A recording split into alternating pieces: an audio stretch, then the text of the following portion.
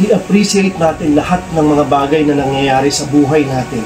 Mistulang ang paghinga natin sa bawat umaga, mabuhay ng marangal at makabuluhan. Minsan lamang tayong dadaan dito. Minsan lamang.